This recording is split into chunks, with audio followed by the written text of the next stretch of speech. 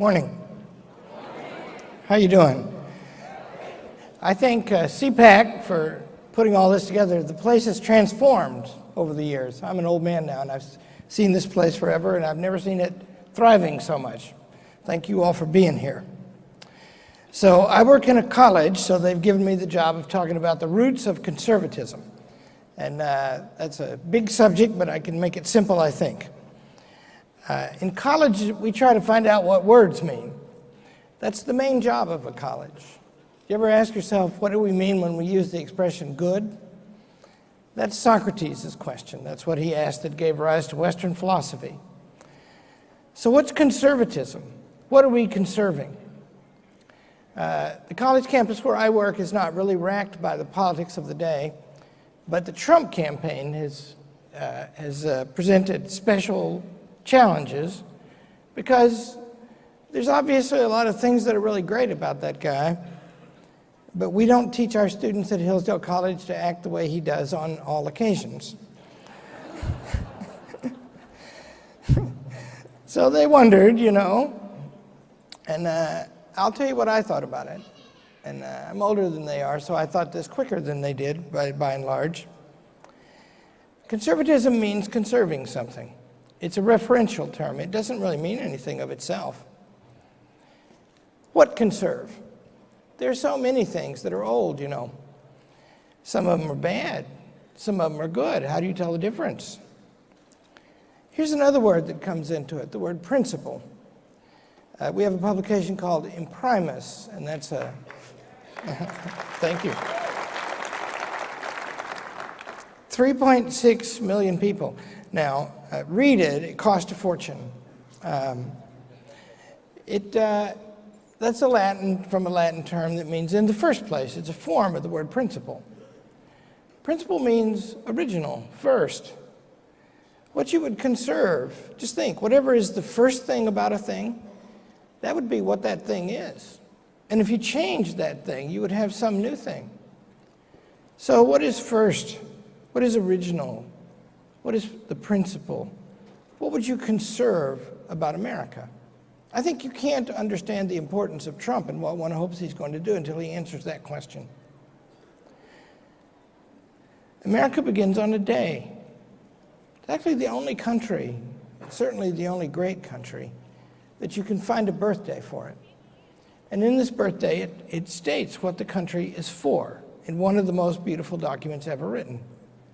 It says, it refers to the laws of nature and of nature's God. You know what those are? Could you name them? Would you know where to look them up? Well, come to Hillsdale College. We will teach you. And it says under these laws, it says that it is a self-evident truth that all men are created equal. What does self-evident mean? Does it mean everybody agrees with it? What does equal mean? Because, look around in here. Everybody's different. So, in what way equal? Well, the document says, all human, different from every other kind of creature in that respect, that principle and shining respect. Some are taller, some are shorter, some are darker, some are lighter, some are smarter, some are dumber, some are lazy, some are industrious. All human. And in that respect, we have the same rights. Now, the other original thing about America is the form of the government. That's what we call in philosophy, that first thing I named, the final cause of the nation. It's what we love. It's what we move to. The form, what's that? That's how we work, what the government looks like. Go over there, it's not far from here, and look at the institutions of government, the original ones. They're all very beautiful, and there are three chief ones. And that form is provided in the Constitution. If we are to be conservatives in America, we're going to conserve those two things, or else, claim the founders, we're going to lose everything. Now, we are losing those things. Do you know that we make about 20 times or 30 times as many laws as we used to make every year? But the Congress makes about the same number as it always made. And then the agencies that are too numerous to name that make those laws, those agencies also enforce those laws. And if you violate or are accused of violating one of those laws, then when you go to trial, you are tried by somebody who is an employee of the same agency. In those agencies, there's no separation of powers. I hesitate to even say it.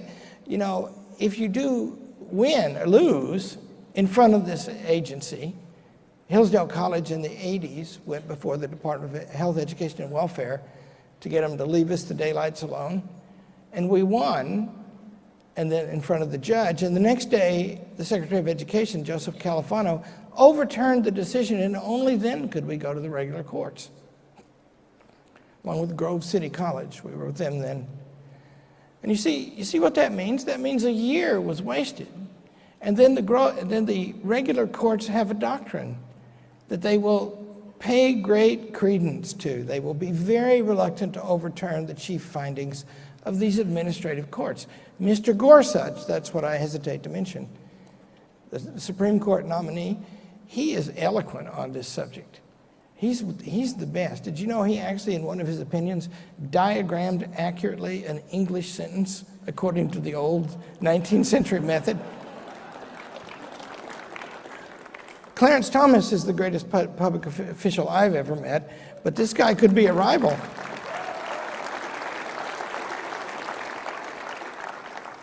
So now, if those are the things, and they are threatened indeed, half the economy in what's supposed to be a free society is now passes through the hands of government at some level or another. More than half if you count the regulatory cost. Now, if you think that's a crisis, and I do, then what I'm trying to conserve and also restore is those original arrangements, the best in human history. Of course, not perfect, done by human beings, but perfect in principle. If you think all that, if you get up in the morning and you've studied that all your life, as I happen to have done, and you look at what's going, you walk around the National Mall, and you see there all kinds of ugly buildings and the things going on in them are not constitutional, which is an excellent guide, by the way. If you see that, and then you see somebody running for president, and even if he talks about himself too much, if he's fearless in saying that he's going to cut back that vast hedge that has come and overcome so much of our country, and if he does that fearlessly and is not afraid of political correctness, I think that guy's a conservative.